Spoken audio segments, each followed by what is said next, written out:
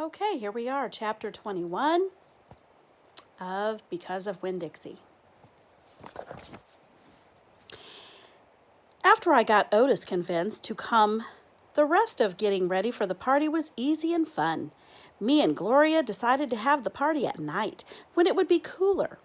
And the afternoon before, we worked on Gloria's kitchen and made egg salad sandwiches.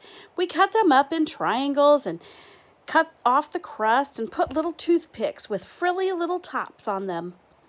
Winn-Dixie sat in the kitchen and looked at us the whole time. He kept on wagging his tail.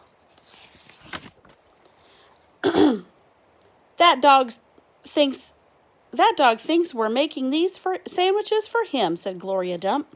Winn-Dixie showed Gloria all his teeth. These ain't for you, she told him. But when she thought I wasn't looking, she gave Winn-Dixie an egg salad sandwich without the toothpick. We also made punch.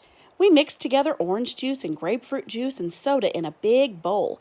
Gloria called it dump punch. She said she was world famous for it, but I had never heard of it before.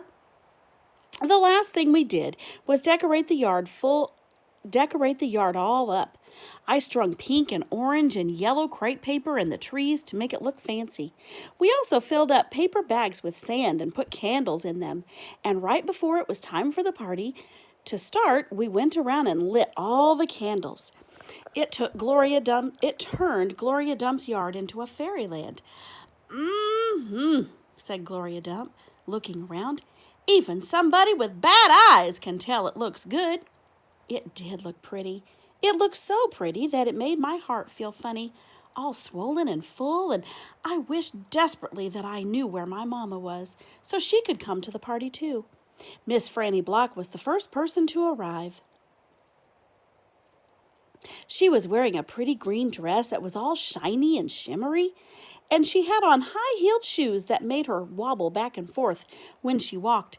Even when she was standing still, she still kind of swayed, like she was standing on a boat.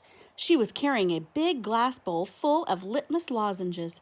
I brought a little after-dinner treat, she said, handing the bowl to me. Thank you, I said. I put the bowl on the table next to the egg salad sandwiches and the punch. Then I introduced Miss Franny to Gloria, and they shook hands and said polite things to each other. And then Sweetie Pie's mother came by with Sweetie Pie. Sweetie Pie had a whole handful of pictures of dogs she had cut out of magazines. It's to help with your theme, she said. You can use them to decorate. I brung tape, too. And she started going around taping the pictures of the dogs to the trees and the chairs and the table. She ain't talked about nothing but this party all day long, said her mother. Can you walk her home when it's over? I promised that I would, and then I introduced Sweetie Pie to Miss Franny and to Gloria. And right after that, the preacher showed up. He was wearing a coat and tie and looked real serious. He shook Gloria Dump's hand and Miss Franny Block's hand and said how pleased he was to meet them both, and how he had heard nothing but good things about both of them. He patted Sweetie Pie on the head and said it was good to see her outside of church. And the whole time, Winn-Dixie was standing right in the middle of everybody, wagging his tail so hard that I thought for sure he would knock Miss Franny right off her high heels. Amanda Wilkinson came, and she had her blonde hair all curled up, and she looked shy and not as mean as usual. And I stood real close to her and introduced her to Gloria Dump. I was surprised at how glad I was to see Amanda. And I wanted to tell her I knew about Carson. I wanted to tell her I understood about losing people. But I didn't say anything. I was just extra nice.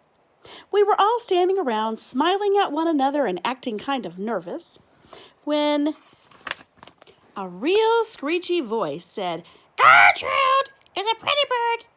Winn-Dixie's ears went straight up on his head, and he barked once and looked around. I looked too, but I didn't see Gertrude or Otis. I'll be right back, I said to everybody. Me and Winn-Dixie went running around to the front of the house, and sure enough, standing there on the sidewalk was Otis. He had his guitar on his back and Gertrude on his shoulder, and in his hands he was holding the biggest jar of pickles I had ever seen in my life. Otis, I said to him, Come on around back. That's where the party is. Oh, he said, but he didn't move. He just stood there, holding on to his jar of pickles. Dog! Screeched Gertrude. She flew off of Otis's shoulder and landed right on Winn-Dixie's head. It's all right, Otis, I told him. It's just a few people, hardly any people at all. Oh, said Otis again. He looked around like he was lost. Then he held up the jar of pickles. I brought pickles, he said. I saw them, I said. It's just exactly what we needed. They will go perfect with the egg salad sandwiches. I talked to him real soft and gentle and low, like he was a wild animal that I was trying to get to take food out of my hand. He took one tiny step forward. Come on, I whispered. I started walking, and Winn-Dixie followed me. And when I turned around, I saw Otis was following me too. That's the end.